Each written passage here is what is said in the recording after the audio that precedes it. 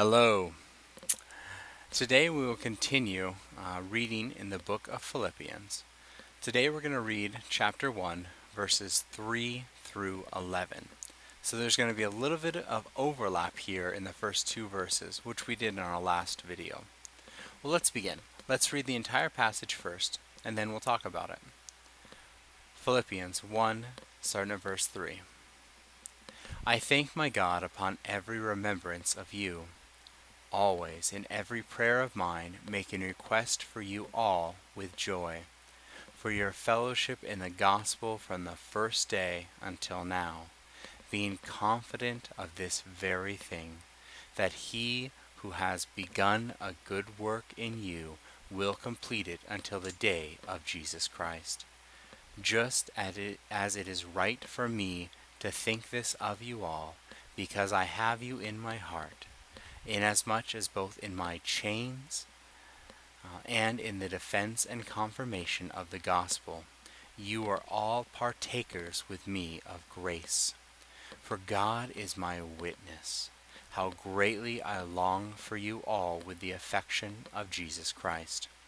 And this I pray, that your love may abound still more and more in knowledge and all discernment, that you may approve the things that are excellent, and that you may be sincere and without offense till the day of Christ, being filled with the fruits of righteousness, which are by Jesus Christ, to the glory and praise of God. Now let's look at this a little bit more, verse by verse. We start here with the beginning of this prayer that Paul has for the church here in Philippi. And we read these first two verses last week. I thank my God upon every remembrance of you, always in every prayer of mine, making a request for you all with joy. And I challenged you, when others think of you, do they think of you with joy? Are they, do they thank God when they remember you? And that was my challenge for you in the last video. I wanted to read this part though to give us context in this next part, because Paul has given a prayer to the church here, and he's trying to encourage them, and he's thankful for them. So let's continue on here. Verse 5. Verses 5 through 7 I think should all be read together. What happens though is many people hone in on verse 6, and they take this one verse, they remove it from its context, and they make it mean many different things. Let's look at it here without its context first. Being confident of this very thing, that he who has begun a good work in you will complete it until the day of Jesus Christ. Now you hear this verse a lot, that people talk about, well, God has done this good work in you. Maybe they're talking about salvation or your sanctification or specific good works, and God is going to keep working those things until he comes back or you die. And that's not a bad statement, because I do think it is true. I do think that God is working in us, but we have a part of that and a volition as part of it, because God prepared good works for us to do, yet we have to still make that choice to walk in those good works. I think as we start to read the context here of verses 5 and 7 as well, and then we're going to look at the end of the book of Philippians briefly to talk about what I think this good work may be. So, let's look at verses 5 through 7. For your fellowship in the gospel from the first day until now, being confident of this very thing, that he who has begun a good work in you will complete it until the day of Jesus Christ. Just as it is right for me to think of you all, because I have you in my heart, inasmuch as both in my chains and in the defense and confirmation of the gospel, you are all partakers with me of grace. So, when I see these three verses together, I see here in verse 5, it talks about the fellowship of the gospel from the first day until now. Now, that may mean fellowship as when we get together as believers and we encourage one another, build one another up, strengthen each other, these kind of things where we have fellowship together. But I'm thinking it means something a little bit different. And same here in verse 7, when he talks about you are all partakers with me of grace. I believe what Paul here is talking about is how they are sharing the burden of ministry with Paul through financial gifts. We're going to really see this towards the end of the book, and we'll read it first today, but we'll get to the major context in Philippians 4 when we get there in our study. But think about this. If this is what Paul is referring to here, he says, I'm confident of this very thing. He who has begun this good work, or your sharing of the gospel, your furtherance of the gospel by your giving, will complete it to the day of Jesus Christ. That the Philippian believers are helping further the gospel by their giving towards Paul and the other saints who are doing this work of the ministry. Now, let's look a little bit here in chapter 4 of Philippians. Again, we will go into more context of this as we get here in our study. But let's start at verse 12. Philippians chapter 4, Philippians chapter 4, verse 10. Philippians 4:10. This is close to the very end of the book. Here's what Paul says. But I rejoiced in the Lord greatly, that now at last your care for me has flourished again, though you surely did care, but you lacked opportunity. Not that I speak in regard to need, for I have learned, in whatever state I am, to be content. I know how to be abased, and I know how to abound. Everywhere and in all things I have learned both to be full and to be hungry, both to abound and to suffer need. I can do all things through Christ who strengthens me. Nevertheless, you have done well that you shared in my distress. Now you Philippians know also that in the beginning of the gospel, when I departed from Macedonia, no church shared with me concerning giving and receiving, but you only. For even in Thessalonica you sent aid once and again for my necessities. Not that I seek the gift, but I seek the fruit that abounds to your account. Let's just pause right there. Paul talks about, since the beginning of him leaving Macedonia and the sharing of the gospel here, this church in Philippi is sharing with him. And they sent aid to him when he was in Thessalonica, and they started sharing and started giving to him once again. So Paul is equating here their gifts, their aid, what they are giving to him is helping him further the gospel. So to me, this seems like a parallel thought to what he is saying in the beginning here in the book of Philippians, back in chapter 1, that they have a fellowship of the gospel, that they are partakers with him because they are giving him aid, they are contributing to his necessities, and they are providing the ability for him to be able to further the gospel. So I think that this should be important for us as well, because this kind of helps us give perspective of what do we do with our finances. Are we helping further the spread of the gospel both here and abroad? Something for us to think about as we think through our study here. Are we being like the Philippians here? Let's also look at one more thing here in verse 7. Because Paul says, inasmuch as both in my chains and in the defense and confirmation of the gospel.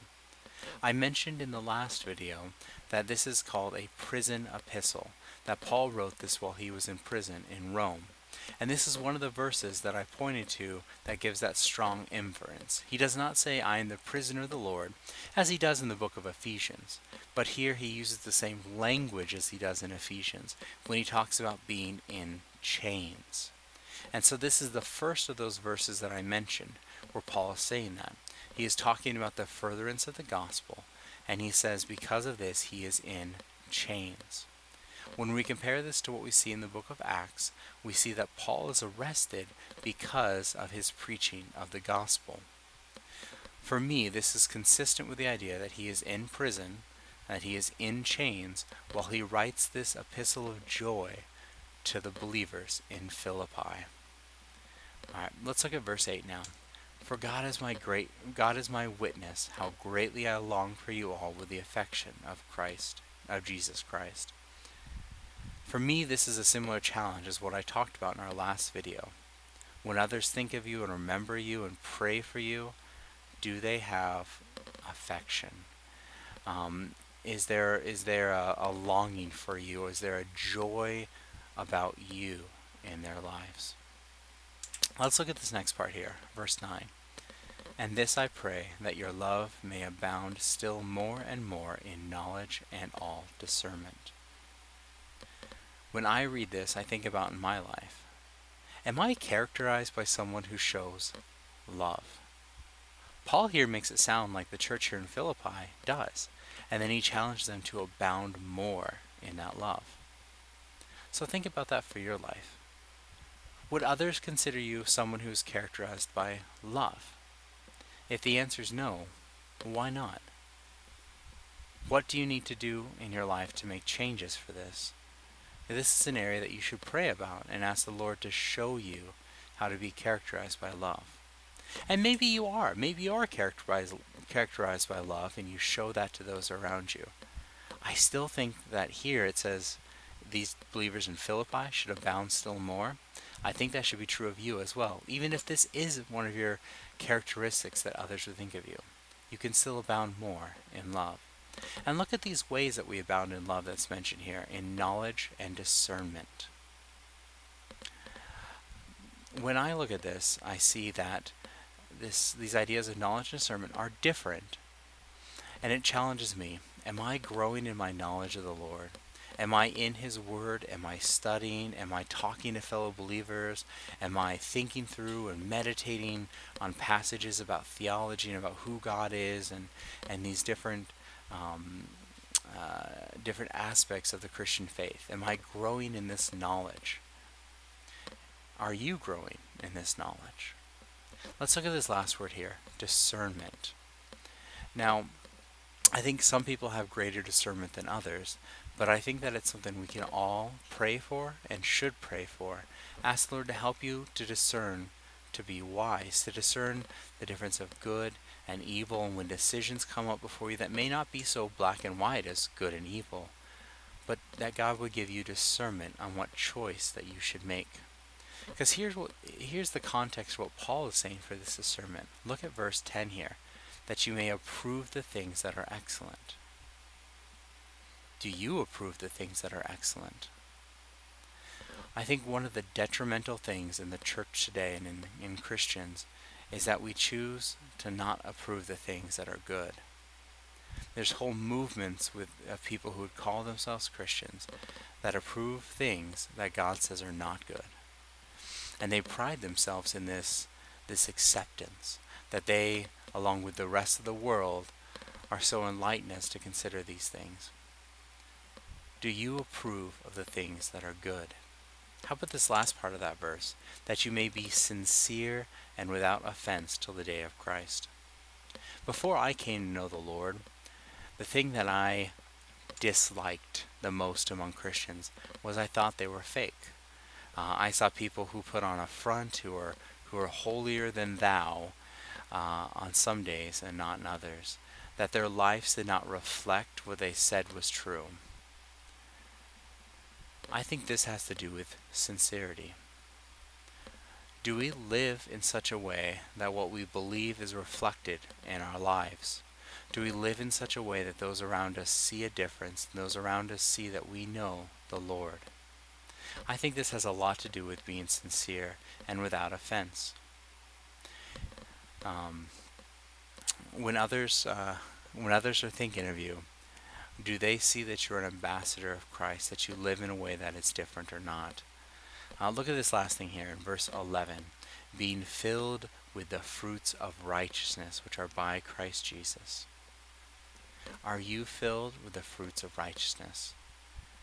Not just on Sundays or maybe Wednesdays also, but every day.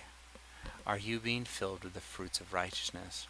Are your thoughts and actions and deeds and these things building you up? Are they reflecting what is true about you? Are they showing the world around you that you are different because you know Christ? Is your life characterized by righteousness? This is things that we should ask ourselves, and I think we should ask ourselves daily. Is what I'm doing now reflect who I truly am? Is what I am doing now an act of righteousness? Is it bearing fruit of righteousness? And Paul is saying that to these believers here in Philippi, who are already characterized by love. He is saying, be filled with the fruits of righteousness. And these things are to the glory and the praise of God. So, one more time, what I want to leave you to think about now. It's similar to in the last video. When others think of you, how are you characterized? Are you abounding in love? Do you have knowledge and discernment? Are you filled with the fruits of righteousness? If these things are not part of your life, spend some time and pray. Ask the Lord to show you how to abound in these things. Come with fellow believers and find wisdom and on how to abound in these things. Alright, well, we will continue reading through the book of Philippians in our next video. Thank you.